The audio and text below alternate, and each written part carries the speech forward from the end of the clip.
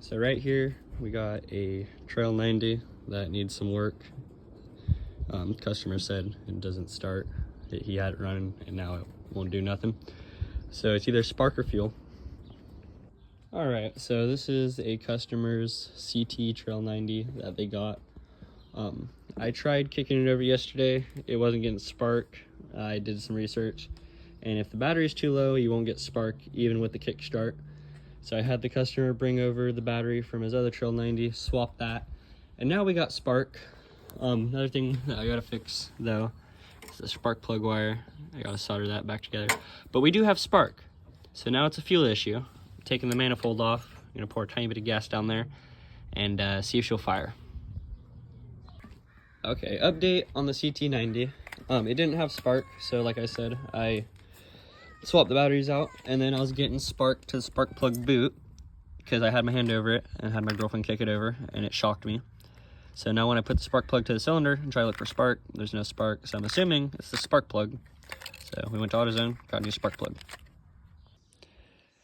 Okay, well, about after 4 or 5 hours of troubleshooting, we kept feeling the spark come through the spark plug boot, but no spark to the actual spark plug. Made 2 trips to town, got a new spark plug to eliminate in case that was bad, and then went and got starting fluid. Still wouldn't start, and I was still feeling spark through the boot, this thing right here. I was feeling spark through this, but when I put the spark plug on, wasn't getting spark. I knew the plug wasn't bad because it was brand new. Come to find out, after some research, you need a battery in order to start it. And the second battery that I had the customer bring to me it's charged, but not enough to get it to spark. So I found this battery I had and kind of just put the cables and everything together, and sure as shit, put the spark plug in there, kicked it over, and it had spark. So I'm gonna position it so you guys can see, and then we'll dump some fuel in there and go from there. And then over here, let me put the camera over here, baby. There we go. Over here, just put it right there and right there. Okay, and to make sure I got it good, yep, horn works, so there's power, and give it a couple kicks. Foot slipped off the kicker. Think you spark in the video or no?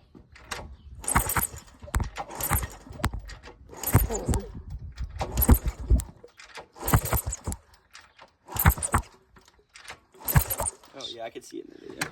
All right, perfect. All right, you guys might not have been able to see it that good because it's daylight outside, but she does have spark, so time to throw the plug in there, put some fuel, and see if she'll fire. Okay, so this is a customer's CT90. He brought it to me, said it was running about 2 weeks ago, and that it wouldn't start anymore. So I checked for spark, didn't have spark. Tried troubleshooting it, couldn't figure it out. I did some research, figured out these CT90s need a battery to even start, one that's charged. Even if it's weak a little bit, it won't fire. So the battery that was in it originally was dead. So I had the customer bring me another battery out of a CT90 that he said ran, which is that one over there. And that one was also dead. Did not create spark. So I got a battery out of my shed and hooked the 2 wires up, and we got power to the horn, so there's power to the spark plug. And I also tested it by taking the spark plug out and putting the spark plug on the cylinder, kicking it over, and I did confirm we have spark. So I put fuel down the cylinder, put the spark plug back in, and hopefully she'll fire, because I've been messing with this and troubleshooting for the past 4 or 5 hours now. One kick.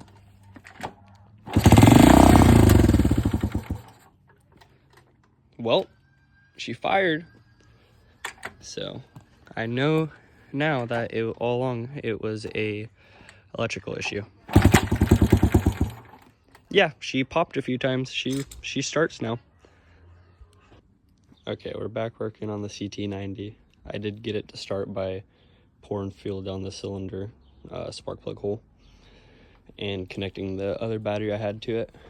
So now we're gonna open the carb, clean that out, make sure it's good to go, and then hook the air filter box back up to it, get some fuel in the tank, make sure there's no rust coming out with the fuel. If there is, then clean the tank out, hook up the fuel lines, turn the gas on, and see if it'll fire.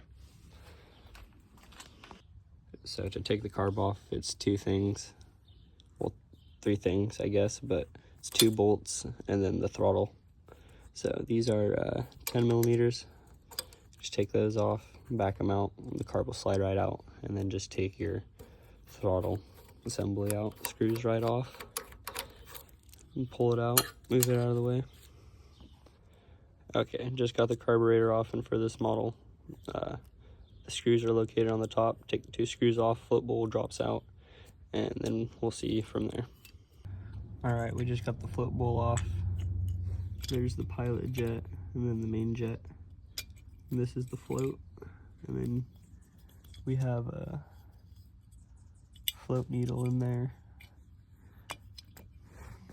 But in order to clean this, we're going to take the jets out, look through them. If we can see through them, they're clean, but we'll still blow them out just in case. And then if you can't see through them, then you know they're clogged. So we can see through the jets and blew them out a little bit, and that's how they should look. Alright, so I got the battery hooked up, and hopefully she'll start. She's got fresh gas in her. Fixed the spark issue. Charged battery. Oh, that's a good sign, it popped.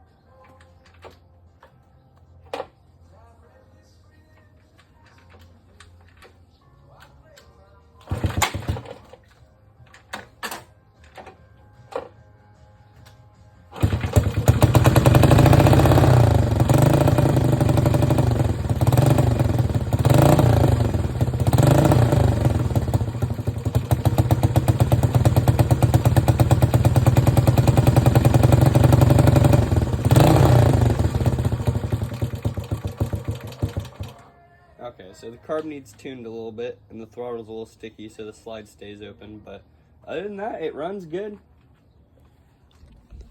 She's fixed, and customer can come pick it up.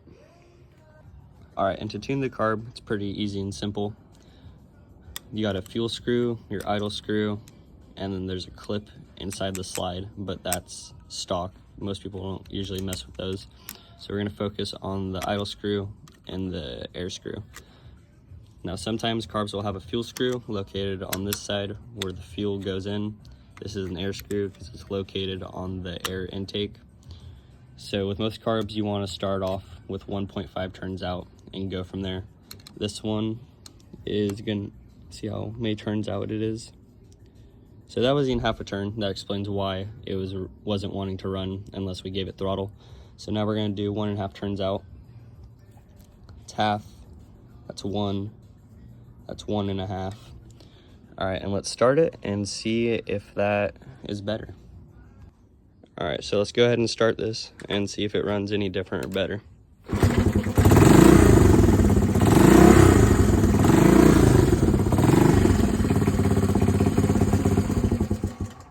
Okay, so it's running a little different. Let's mess with the air screw and see if that makes a difference. I need both hands, so I'm gonna have to do this off camera. All right, so now that it's running, we're gonna mess with the fuel screw. You can hear how it's surging, so we're gonna turn the idle down.